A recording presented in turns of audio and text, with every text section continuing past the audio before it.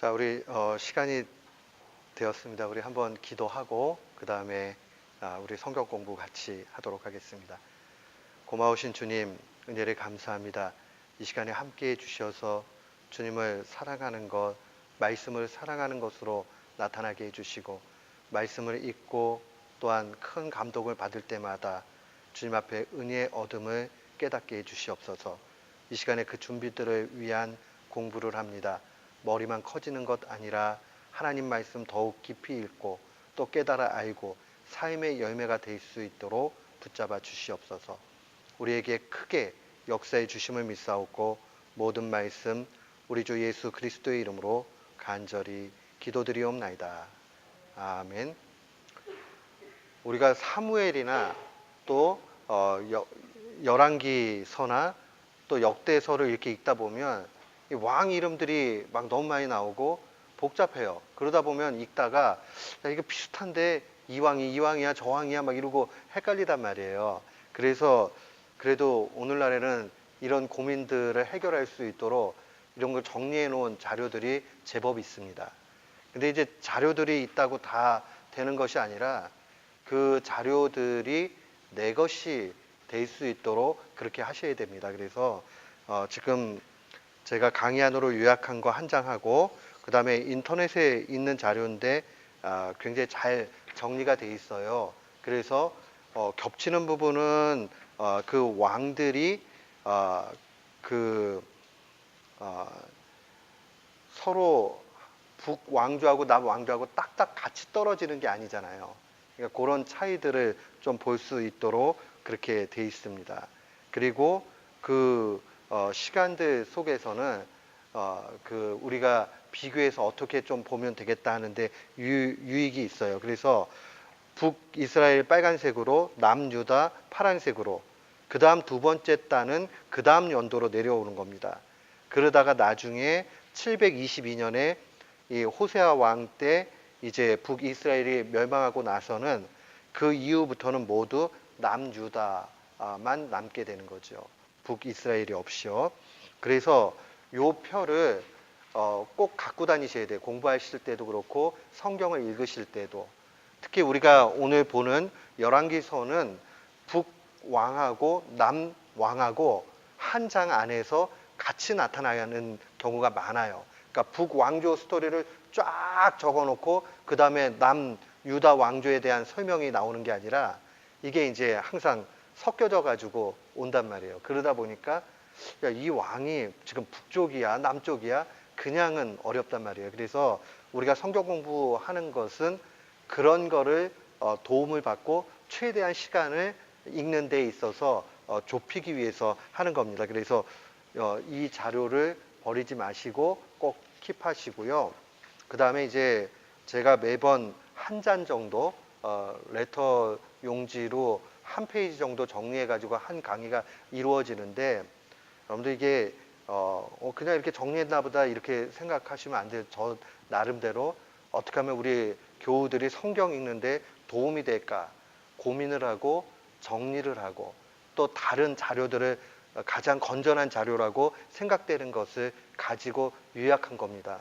그래서 이거를 열심히 읽으셔가지고 내 것으로 만드셔야지 이거를 그냥 잘 보관을 하신다든가 아니면은 쓰레기통에 그냥 버리신다든가 그러니까 뭐 버릴 수도 있겠죠. 그러나 저는 기도하고 열심히 준비한 거예요. 그러니까 이게 여기 이 정리한 게 이게 가볍게 한 건 아니구나 하는 마음을 가지시고 우리 교우들이 정말 성경만큼 귀하게 여기라는 얘기 아니라 성경을 읽을 수 있는 그러한 좋은 자료라 하는 것을 기억하시면서 그렇게 하시면 좋을 것 같아요. 오늘 전체 큰 그림 먼저 제가 한번 보여드릴게요. 자, 우리가 잘 알지만 이스라엘의 왕의 시작은 첫 번째 왕이 사울 왕이죠. 그리고 다윗, 솔로몬 이렇게 진행이 됩니다. 120년 동안 통일 왕국이 이루어졌어요. 120년간. 그런데 솔로몬 이후에 이제 북쪽은 이스라엘, 남쪽은 유다 이렇게 두 나라로 나뉘게 돼요. 그리고 북쪽 이스라엘은 12지파 가운데 10지파가 가고요. 남쪽 유다는 두 지파만 남게 됩니다. 그런데 나중에 제가 오늘 설명을 드리겠지만 이 두 지파는 베냐민하고 유다죠. 그런데 베냐민은 언제나 간사했어요. 그리고 특별히 북쪽에 대해서 훨씬 더 호의적이었습니다. 그런 의미에서 보면요, 남쪽을 유다라고만 불러도 뭐 잘못된 게 하나도 없어요. 그러니까 남쪽 유다 이렇게 얘기하는 거, 그 하나님의 역사가 얼마나 절묘하냐면요, 원래는 좀 많은 쪽으로 가가지고 가야지 맞는 거 아니겠어요? 근데 하나님은 항상 막 이 불빛이 꺼질망 말랑 아무 소망 없는 곳에서 하나님의 일을 일으키시는 걸 봅니다. 그래서 다윗의 혈통, 다윗의 나라, 그 나라를 통해서 메시아가 오시기까지 하나님의 열심의 그 하나님 나라 운동이 드러나는 것을 보게 됩니다. 나중에 제가 또 계속 설명을 하겠지만 북이스라엘은 몇 개의 왕조가 드러납니다. 근데 남쪽 유다는 다윗의 혈통 가운데 쭉 가게 되지요. 그리고 그도 물론 망해요. 바벨론에 의해서. 그러나 하나님의 나라의 관점에서는 메시아가 그 혈통 가운데 오시기 때문에 망하지 않고 메시아의 오심과 메시아의 승리가 우리가 믿고 바라보고 있는 신앙이라는 것을 확실하게 보여줍니다. 그래서 오늘은요, 제가 북이스라엘에 있어서는 여로보암, 나답, 바사 왕까지 볼 것이고요. 그 다음에 남유다는 르호보암, 아비야, 아사 왕까지 그 내용을 보도록 하겠습니다. 실제로 성경 장수로 많지는 않아요. 많지는 않은데 이걸 정리하고 보면 굉장히 유용합니다. 먼저 우리가 지난 시간에 이제 열왕기에 있는 솔로몬 시절 내용들은 다 살펴봤고요. 이제 솔로몬 이후에 첫 번째 열왕기상 12장에 나타나는 여로보암 1세에 대해서, 제가 왜 여로보암 왕을 1세 이렇게 얘기하냐면 나중에 뒤에 보면 여로보암 2세가 나와요. 그렇기 때문에 그냥 편의상 처음에 여로보암 1세라고 그렇게 얘기를 합니다. 제가 대학원 시험 보거나 그렇게 하면은 성경을 달달달달 외워가지고 시험을 봐야 되거든요. 그러면 진짜 한국 스타일로 다 내용을 막 외웁니다. 그러면 제가 주일학교 때 옛날 어릴 때는 노회에서 모여가지고 그러니까 교회 대표로 나가고 또 거기서 입상하면은 노회 대표로 해가지고 전국대회 가가지고 막 이렇게 대회하고 그러잖아요. 나가면 그때 어린 시절에 외웠던 게 생각이 나는데, 북이스라엘, 남유다 이것까지는 알겠는데 르호보암이 북쪽이었는지 여로보암이 북쪽이었는지가 헷갈려요. 그래서 그때 외웠던 방법이 북은 이스라엘이죠. 그래서 동그라미로 시작하니까 여로보암도 동그라미로 시작한다. 그렇게 외웠던 기억이 나요. 그러니까 이게 잘 나중에 이 뒤에 가면 헷갈려요. 막 이게요. 이게 보통 헷갈리는 게 아니에요. 그냥 자꾸 보면 괜찮지만 처음 하다 보면 꼭 잊지 마세요. 아하, 이스라엘은 여로보암, 남쪽 유다는, 그러면 또 유다도 동그라미니까 그거 아니냐 그러지 말고요. 남쪽 유다는 르호보암 이렇게 해가지고 외우세요. 그래서 여로보암, 오늘 나답, 바사까지 그렇게 갑니다. 첫 번째 여로보암 하면 꼭 기억을 하셔야 되는 게 선지자 한 분을 기억을 해야 됩니다. 아이야 선지자예요. 이 선지자가 아주 중요한 퍼포먼스를 하는데 그게 뭐냐면 새 옷을 12조각을 내고는 이 여로보암에게 10조각을 줍니다. 그리고 얘기하죠. 네가 앞으로 이 북쪽의 왕이 된다라는 걸 알려주게 됩니다. 그러니까 이 일들이 여로보암은 평생에 자기 마음 가운데 간직하게 되죠. 그 나중에 뒤에 보면요, 여로보암의 말년에 되었을 때에 자신이 이제 아이가 매우 아프게 될 때 자기 부인한테 변장하고 가가지고 아이야 선지자를 만나보라고 그래요.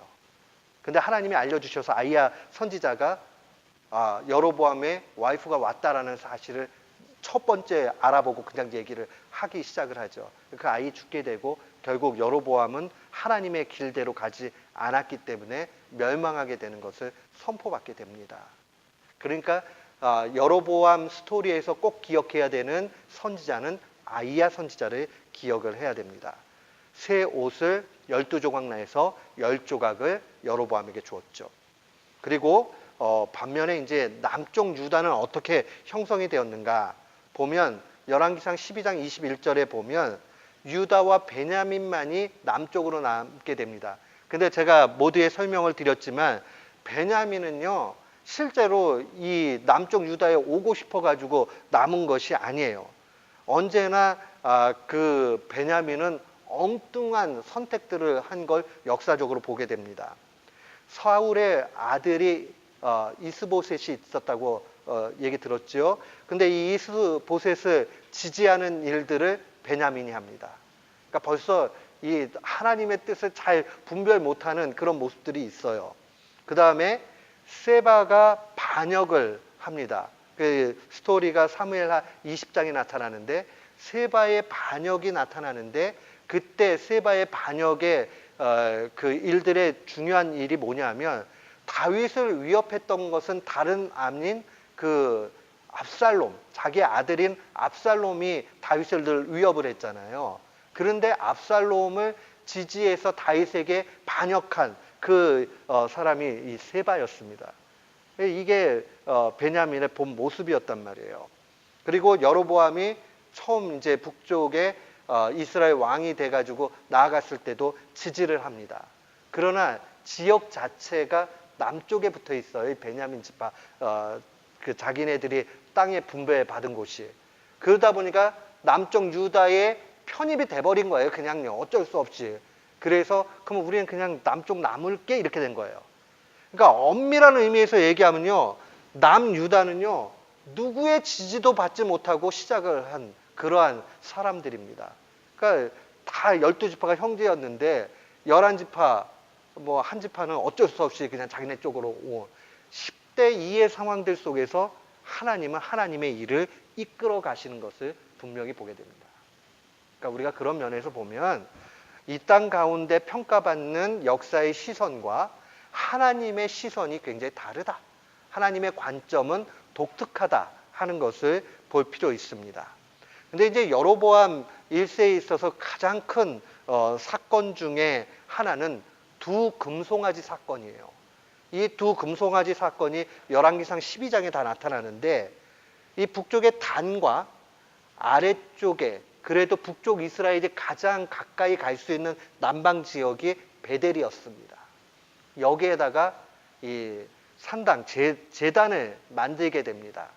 그리고 거기에 금송아지를 만들죠.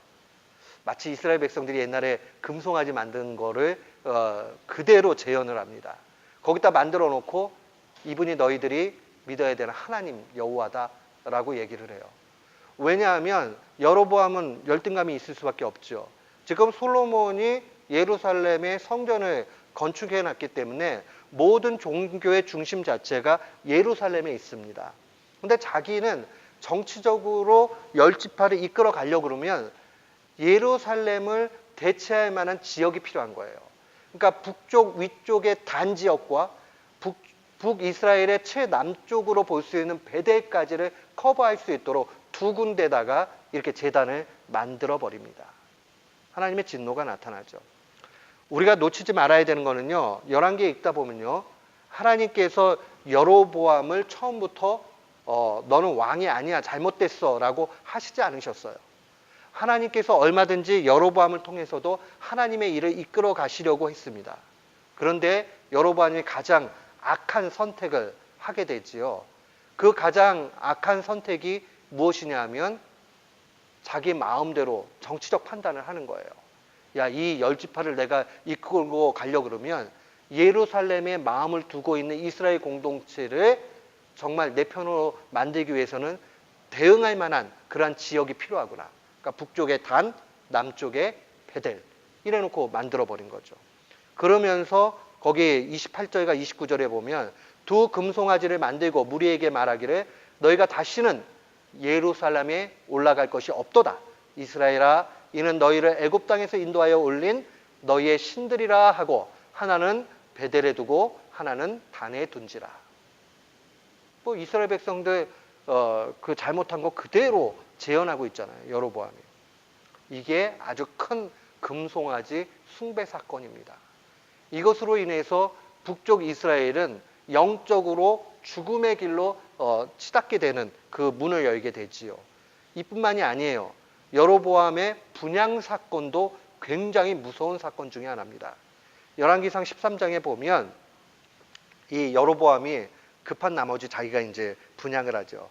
제사장의 거룩한 직무를 월권하게 되지요. 그래서 13장 1절에 보면 단 곁에 서서 분향을 했다라고 그렇게 나타납니다. 그때에 이제 이 분향 사건으로 인해서 하나님의 진노의 예언이 나타나는데 3절에 보면 그날에 그가 징조, 이 개역 개정판은 징조라고 번역을 했고요. 옛날 거는 예조라는 말로 돼 있죠. 근데 뭐 요즘에 예조라는 말을 전혀 이해할 수가 없으니까. 예. 그날에 그가 징조를 들어 이르되 이는 여호와의 말씀하신 징조라. 제단이 갈라지며 그 위에 재가 쏟아졌다. 이 얘기는 뭐예요? 제단의 기능을 더 이상 할 수 없는 것이죠. 그러니까 다 망해버린 상황들, 영적인 무너짐에 대해서 이야기를 하고 있는 겁니다. 그러니까 결국 이 여로보암의 분향 사건을 통해서 최종적으로 여로보암은 영적인 종지부를 딱 찍게 되는 그런 사건이 된다 하는 거 기억해야 됩니다. 그래서 여로보암 하면 생각해야 되는 두 가지 사건, 금송아지 숭배 사건, 분향 사건, 이 두 가지를 꼭 놓치지 말아야 됩니다. 근데 여기 재밌게 보면요, 요시야 왕에 대한 예언이 나타나게 됩니다. 하나님의 사람을 통해서. 그러면서 우리나라 그 개역 성경의 옛날 버전에는 다나 이러고 시작을 해요. 그럼 이 단이 뭘 얘기할까? 북쪽에 있는 단을 얘기할까? 아니면 누구 이름일까? 그러는데 개역 개정판은 제단이라고 번역을 그냥 정확하게 더 했어요. 제단을 향해서 얘기하는 겁니다. 제단아 여호와께서 이와 같이 말씀하시기를 다윗의 집에 요시야라 이름하는 아들을 낳으리니 라는 말이 나옵니다. 왜냐하면 요시야 왕 하면 기억나는 게 나중에 남쪽 유다 할 때 기억할 텐데요, 종교개혁이 기억이 나지요. 그러니까 결국 이렇게 영적으로 무너진 것을 다시 세우는 일들에 대해서 하나님이 관심 갖고 계신다는 것이고요. 오늘날에도 마찬가지예요. 하나님 앞에 정말 승리하는 인생을 살았느냐 실패했느냐 하는 것은 우리의 영적인 삶의 승리와 실패 여부에 달려있다는 걸 봅니다. 얼마만큼 훌륭한 사람이 됐느냐, 뭘 얻었느냐, 네가 세상에 남긴 게 뭐냐 하는 것보다도 하나님께서 먼저 관심 갖고 계신 부분은 영적인 부분이다 하는 것을 놓치지 말아야 됩니다. 그게 여로보암 1세에 대한 전체적인 내용입니다. 그리고 나서 여로보암 이 사건은 정리가 되죠. 그러고 바로 이제 열왕기상 14장 15장에 나타나는 게 르호보암 남쪽 얘기로 나타납니다. 그래도 북쪽 여로보암은 22년간 통치를 하고요, 르호보암은 17년간 남쪽을 통치합니다. 그리고 나서 3년 동안 아비야, 때로는 성경 속에 아비얌이라고도 나옵니다. 동일한 인물입니다. 이 르호보암 다음에 왕으로 된 왕이죠. 그 왕은 3년 동안 통치를 하는 내용이 바로 이 14와 15에 나타납니다. 거기 보면 우리가 그 르호보암에 대해서는 뭐 그 내용들을 뭐 그렇게 많이 살펴볼 것은 없고요. 이제 아비얌의 상황들을 좀 보면 아비얌은 이제 그 르호보암의 장자가 아니었어요. 근데 가장 총애하는 아내의 아들이었습니다. 근데 이 아비얌의 어머니가 마아가예요, 마아가. 근데 이 마아가는 원래 압살롬의 딸입니다. 압살롬의 딸 다멜이 우리엘이라는 사람이랑 결혼을 하면서 이름을 마아가로 바뀌게 됩니다. 근데 마아가는 기억하셔야 돼요. 나중에 이 마아가가 황후의 자리에서 폐위가 되거든요. 그 아사 왕에 의해서. 근데 마치 성경 속의 표현, 제가 뒤에 한 번 더 얘기하겠지만 성경에서는요, 아들, 어머니, 그 다음에 아들, 아버지, 이게 꼭 한 대만 걸쳐서 얘기하는 건 아니에요. 제가 성경 공부 시간에 좀 말씀을 몇 번 드린 적이 있는데, 예를 들어서 다윗의 아들 예수 그리스도. 예수님은 다윗하고 시간적 격차가 엄청나게 많이 있잖아요. 그렇잖아요? 그런데 아들이란 표현을 사용을 한단 말이에요. 벤이라는 말을 사용을 하는데 그것은 그냥 자손이라는 뜻이에요. 근데 그 이스라엘 족보 가운데서요, 아들이라고 표현을 하고 있는데 실제로는 한 대 차이가 아니라 두 대, 세 대 이렇게 차이 날 때도 아들이라고 쓸 때가 있어요. 그렇기 때문에 그거를 문자적으로 막 해석을 해가지고 성경 잘못됐다 이렇게 말씀하시는 분들이 있는데 그렇게 볼 수 없다는 거. 그거 꼭 기억을 하셨으면 좋겠습니다. 그리고 오늘 좀 중대차게 봐야 되는 것은 아사 왕입니다. 지금 르호보암하고 아비야까지는 17년, 3년, 여기 여로보암 22년, 뭐 그러니까는 거의 뭐 요 시절이 커버가 된다라고 보시면 틀림이 없죠. 그 다음에 이제 그 아사 왕이 그 다음에 나타나게 됩니다. 아사 왕은 굉장히 오랫동안 남쪽 유다를 통치합니다. 41년 동안 통치를 하죠.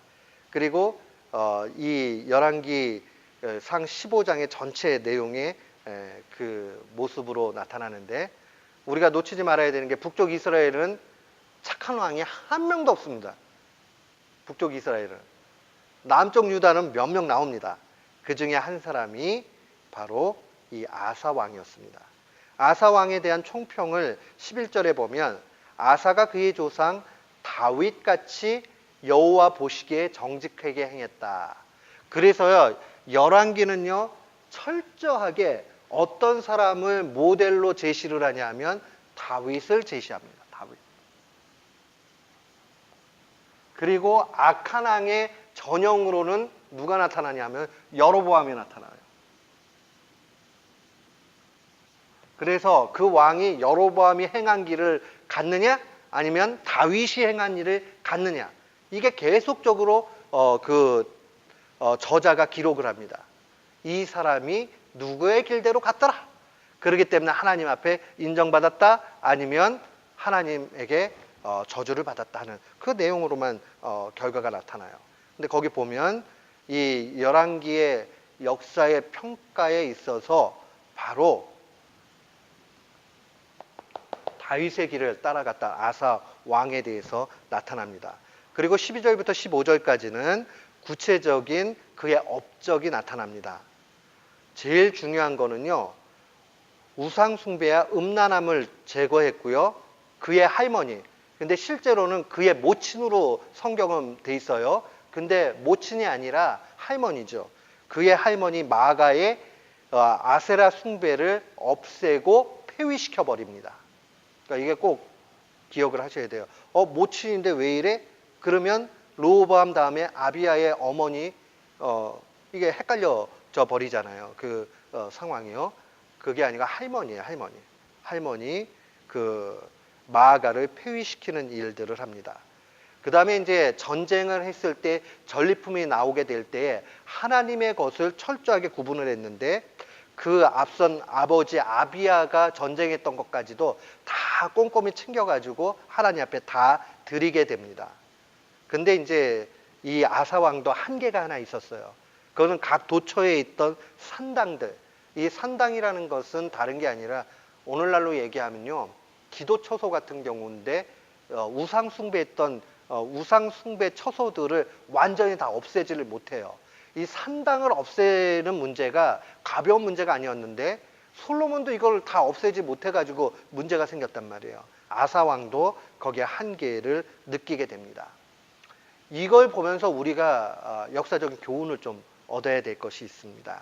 그것은 바로 뭐냐면 우리가 먼저 영적인 민감함을 가질 때 하나님 앞에 인정을 받고 다윗이 갔던 정직한 길을 갈 수 있다는 것을 기억해야 됩니다. 영적으로 민감해야 되죠.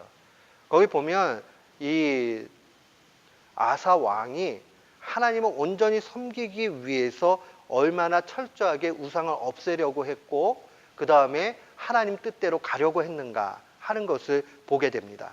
영적인 민감함이 필요하고요. 그 다음에 거기 보면 남색하는 자들을 다 죽여요. 당시에 남색하는 자들이라는 그 표현 자체는 실제로 재단에서 이방 종교 가운데 이방 제사장들을 뜻하는 말이기도 합니다. 그러니까 이방 종교들은 항상 음란함과 연결이 같이 갑니다. 오늘날에도 마찬가지입니다. 오늘날의 음란함이라는 것은 뭐 우리가 표현할 수 없을 정도로 그렇게 강력하게 가죠. 그 다음에 어느 순간 우리 옆자리에 다 와 있는 그러한 상황들을 보게 됩니다. 그래서 그 음란함에 대해서 거부할 수 있는 순결함이 우리에게 요구돼야 합니다. 저는 깜짝깜짝 놀라요. 요즘에 사람들하고 얘기를 하다가 야, 이렇게 음란한 일들이 우리들 주위를 가득 차고 있구나 하는 것을 보게 됩니다. 종종 이제 사회생활을 하시는 분들을 만나 보면 예수 믿는 일과 사회 속에서 순결함을 지켜가는 일들이 같이 가는 게 이렇게 어렵구나 하는 걸 보게 됩니다. 한번 보세요. 요즘에 뭐 한국의 미투 운동 뭐 이래가지고 뭐 굉장히 지금 활발하게 일어나는데 그거의 피해자들도 나올 수 있지만 얼마만큼 그 문제 있는 일들이 우리 가까이에 있는가. 한 정치인은 그 한 가지로 그냥 다 파멸하는 상황들이 되는데 더 재밌는 반응들은요. 그걸 바라보면서 대부분의 사람들이 야, 나라도 그 사람이 그렇게 했으면은 어쩔 수 없었겠다 하는 그런 분위기. 저도 몰랐어요. 근데 어떤 분이 페이스북에 너무 마음이 답답하니까 올렸던 거를 제가 보게 됐는데, 그러니까 그냥 사회가 다 그렇지 뭐 그걸 꼭 그렇게 무조건 나쁘게만 봐야 되나? 뭐 이런 식의 분위기인 거죠. 그러니까 한쪽에서는 굉장히 문제 있다라고 얘기하고 언론도 그렇게 얘기하지만 실제 민낯으로 자기들끼리 얘기할 때는 뭐 있지? 라는 동정과 이해와 납득의 형태로 그냥 가버린다는 거죠. 굉장히 위험한 일입니다. 근데 당시에도 그런 상황들이 있었다는 거죠. 저는 우리 교우들이 이 부분에 대해서 좀 치열한 싸움이 있기를 원합니다. 그러니까 우리가 어떻게 하든 정직하고 순결하고 이게 목사님 왜 이렇게 율법적이냐. 요즘은요 율법과 은혜를 잘못 이해를 해가지고요 깨끗하게 그 다음에 바르게 사는 걸 얘기하면 율법적이라는 말도 안 되는 말을 가져다 댑니다. 예를 들어 가지고요 율법적이라고 얘기할 때 이럴 때는 율법적인 거예요. 어떤 사람이 잘못을 했어요. 그런데 이 사람이 하나님 앞에 회개를 하고 하는데도 야, 저 사람 안 되겠어 하고 이렇게 거부를 하면 그거는 율법적인 사람일 수 있어요. 그러나 어떤 사람이 잘못된 길로 갈까봐 아니면 잘못된 길로 가고 있기 때문에 그것에 대해서 잘못되었다라고 얘기를 하는 것을 율법적으로 판단하는 것은 잘못된 겁니다. 그건 율법적인 게 아니에요. 그것은 바른 길을 알려주는 겁니다. 정죄하는 것도 아닙니다. 그러니까 우리 교우들이 애쓰고 힘써야 되는 게 무엇이냐면 우리가 애쓰고 힘쓴다고 구원받는데 뭐 대단한 영향을 주고 그런 것 아니에요. 그러나 구원받은 사람이라면 마땅히 하나님 앞에 다르게 깨끗하게 순결하게 살려고 힘써야 됩니다. 저는 한국의 서울대학에서 이제 은퇴하시고 지금 고신대학교 석좌 교수로 가신 그 손보호 교수님이 그런 얘기를 종종 하셨어요.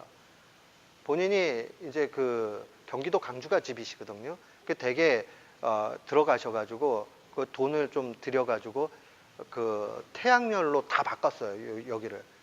그리고 옛날에도 세미나 오시고 그러면요 큰 차를 안 타시고 그때 동덕여대 총장이었는데 기사분을 대동을 안 하고 거의 대부분 당신이 자가 운전을 하셔가지고 작은 차 몰고 오세요. 그러니까 업무용 외에는 그분 또 지나칠 정도로 그렇게 하시죠.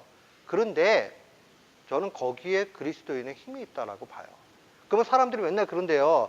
왜 그렇게 손장로만 별나게 그렇게 하고 하느냐. 그냥 어느 정도 선에서 하면 되지 않느냐. 근데 그분도 똑같이 얘기하세요. 그렇게 하면 당신도 편하지요. 그런데 그렇게 하고 나면 자기 신앙도 무너지고 기독교도 손상받는다 이거예요. 하나님이 욕 잡수시게 되고. 그러니까 그런 부분에 대해서 책임감을 갖는 겁니다. 제가 설교 중에 말씀드렸죠. 오카노 목사님 사모님이 오카노 목사님 병이 걸릴 정도로 너무 심하게 막 설교에 목숨을 걸고 사역을 막 그렇게 하고 막 그러니까 안 되겠다 싶어가지고 목사님 정도면 훌륭한데 왜 그렇게 하냐고 그만 좀 하시라고 이렇게 얘기하니까 오 목사님이 딱 명언을 날리셨다잖아요. 수준을 낮추면 다 망해. 근데 그 말이 정확하게 맞아요. 처음에는 좀 그게 사랑인 것 같지요. 야, 그래 뭐 힘들면 좀 잘 수도 있고, 좀 힘들고 그렇게 하면 뭐 조금 못할 수도 있고, 뭐 그렇게 사람이요. 그게 용납이 되고 가다 보면 그 다음에는 더 큰 문제로 가게 됩니다. 처음에 예배를 내가 이게 참 귀한 예배를 빼먹으면 안 되는데 이렇게 하다가도 그 다음에 뭐 아무렇지도 않게 주의를 그냥 범하게 되고 자꾸 뭐 이렇게 되다 보면 일반적인 삶으로 살게 되잖아요. 수준을 낮추면 문제가 생기게 되는 거죠. 그래서 아사 왕이 철저하게 종교 개혁을 하는 이 시작부터 그래도 남쪽 유다는 정신을 좀 차리면서 가는 계기가 되었다는 것을 보게 됩니다. 그러니까 아사 왕이 이제 그 종교 개혁을 하니까 북쪽에서도 이제 가만히 있지는 못하죠. 그래서 사람들이 우리 남부 이 상황을요, 우리 한국의 남북 대치 상황으로 이해하시면 안 됩니다. 당시에 남쪽에 있는 사람이 자유롭게 북쪽도 갈 수 있었고요. 북쪽에 있는 사람이 남쪽으로도 올 수 있었어요. 그게 뭐 크게 문제가 되고 오늘날의 대치 상황하고는 조금 다릅니다.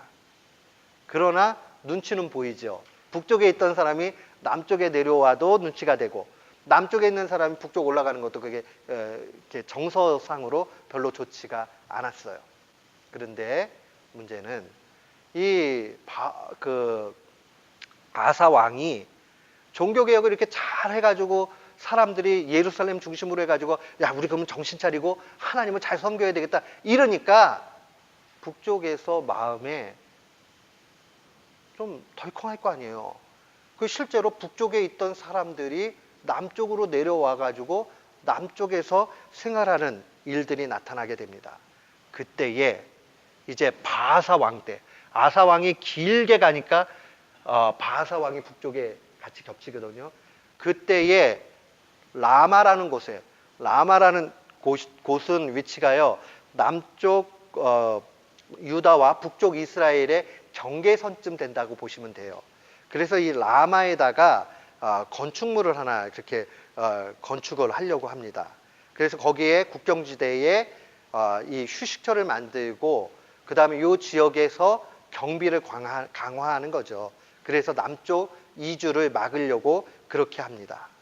그 정도로 철저하게 이 아사 왕이 남쪽 유다의 신앙의 상황을 묶어갔다 하는 것을 보셔야 됩니다. 근데 이제 그 아사 왕의 가장 큰 실수가 나타나게 되죠. 그게 바로 이제 하나님을 의지하지 않는 사건이에요. 우리가 열왕기 그 내용들을 계속 읽으면요. 아사 왕과 바하사 시대에 항상 남북조가 전쟁이 있었다는 것을 몇 차례 읽다 보면 보게 됩니다. 그러니까 사이가 좋지 않았던 상황들입니다.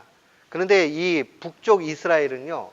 항상 이 아람, 시리아와 동맹을 맺고 있던 상황이었습니다. 그런데 이 아사 왕이 상당히 정치적으로도 힘이 있고 이 외교술에도 뛰어났던 사람입니다. 그래서 이 시리아, 오늘날로 얘기하면 시리아고요. 당시에는 아람이죠. 아람 왕을 잘 구슬려 가지고요. 그 시리아와 그 아람과 북이스라엘의 동맹을 배반하고 깨버리고요. 자기들을 지지하도록 그렇게 만듭니다. 근데 이게 하나님 보시기에 굉장히 안 좋았던 거죠. 그러니까요, 우리가 성경을 읽다 보면 세상 사람들이 가지고 있는 지혜의 눈과 하나님이 판단하는 눈이 상당히 다르다는 것을 보게 됩니다.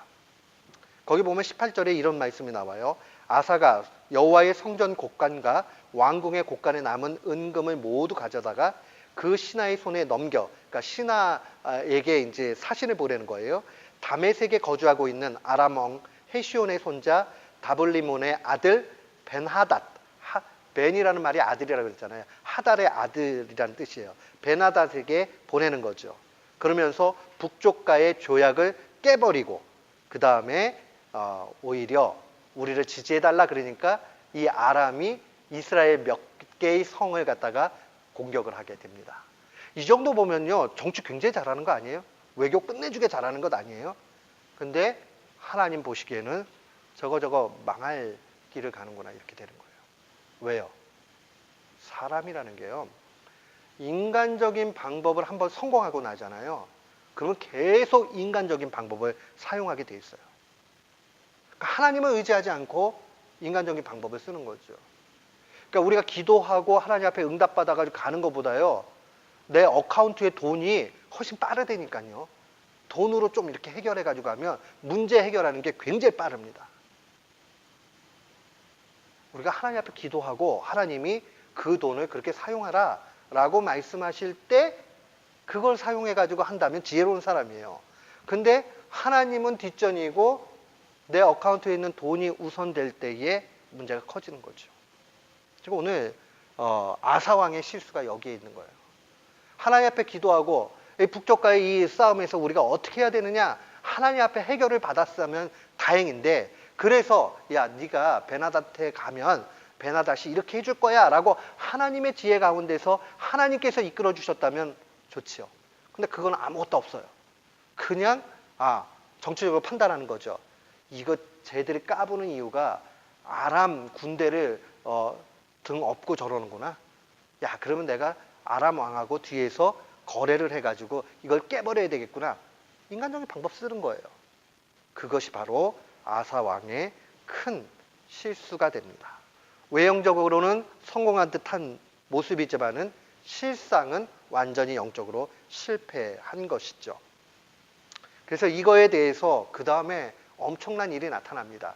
11개에는 안 그려져 있는데 역대기의 내용에 보면 역대하 16장 7절에 10절에 보면요, 그때의 선지자를 얘기합니다. 하나니가 유다 왕 아사에게 나와서 그에게 이르되 왕이 아람 왕을 의지하고 왕의 하나님 여호와를 의지하지 아니하였으므로 아람 왕의 군대가 왕의 손에서 벗어났나이다. 이제는 오히려 그게 성공한 듯하지만은 아람의 그 군사적인 속국같이 돼버린다 하는 것을 얘기합니다. 이 얘기를 들었던 아사 왕이 아주 대노하죠. 그러고 나서 선지자 이 하나니를 옥에 가두게 됩니다. 엄청난 일이 나타나게 되죠. 그리고 나서 이 역대하 16장 12절에 보면 아사 왕이 된 지 39년에 그의 발이 병들어 매우 위독했으나 병에 있을 동안에 그가 여호와께 구하지 아니하고 의원들에게 구했다.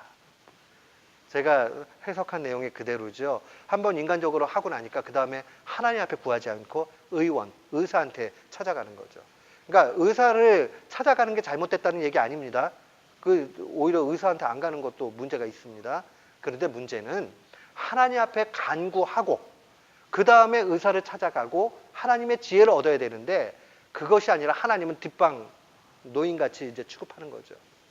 하나님은 뒤로 해버리고 그 다음에 이제 의사를 먼저 찾는 그러한 우에 빠지게 됩니다. 인간적 방식을 추구하는 것, 그래서 계속 영적인 일을 놓쳐버리는 것. 그러니까 우리가 이것도 교훈을 좀 삼을 필요가 있습니다. 이게 아사 왕의 전체 이제 그 삶의 내용들 부분이에요. 그리고 다시 이제 북쪽 스토리가 다시 진행이 됩니다. 이 여로보암 다음으로 나타나는 나답에 대해서 이제 볼 수가 있죠. 나답은 진짜 2년밖에 통치를 못해요. 이 나답은 여로보암의 아들입니다. 근데 바하사에 의해서 죽게 돼요. 그러니까 결국은 여로보암 왕조가 나답으로 하여금 2년 딱 있다 끝나버리죠. 근데 총평을 한번 보세요. 26절에 보면 그가 여호와 보시기에 악을 행하되 그의 아버지의 길, 그의 아버지 누구예요? 여로보암의 길로 행하며 여로보암의 그 우상숭배가 그대로 나타났다는 걸 보게 되죠. 그리고 여로보암 왕조는 끝나게 됩니다. 달랑 2대에 걸쳐서 하고 끝나게 되는 거죠. 그리고 바하사가 나타나게 되지요. 근데 바하사는 이름 자체가 바알은 태양이다 이런 뜻을 가지고 있습니다. 그의 행적에 대한 하나님의 총평은 34절에 나와 있는 대로 바하사가 여호와 보시기에 악을 행하되 여로보암의 길로 행하며, 여로보암의 길이 무엇이죠? 우상숭배, 영적인 실패 가운데 있다는 거죠. 우리가 여기서 얻어야 되는 진리가 있습니다. 세상에서요, 아무리 부귀 영화를 얻고 높아지고 많은 것을 얻고 잘 되고 해도 영적인 실패가 오게 되면 결국 우리는 아무것도 아닌 게 된다 하는 것을 놓치지 말아야 됩니다. 하나님께서 은혜의 주님이시죠. 그래서 이제 예후 선지자를 일으켜서 책망을 하도록 합니다. 근데 예후는 누구냐? 하나니 선지자의 아들이었습니다. 그런데 이 북쪽에 가서 이야기를 하죠. 열왕기상 16장 7절에 보면 그가 여로보암 집과 같이 여호와 보시기에 모든 악을 행하며 그의 손의 행위로 여호와를 노엽게 했다라는 것을 알려주면서 책망을 하지만 돌이켜 오지 않죠. 바하사 왕이. 그러니까 결국 우리가 이 상황들을 바라보면서 하나님은 마지막까지 선지자를 왜 보내시죠? 깨달으라고. 근데 블라인드 되죠. 못 보는 거예요. 그러면 하나님이 그냥 내버려 두시죠. 어쩔 수 없이. 경험의 학교에서 배우라고. 그럼 참 어려운 거죠. 좀 지혜로운 사람은요, 경험의 학교 가기 전에 빨리 깨달아야 됩니다.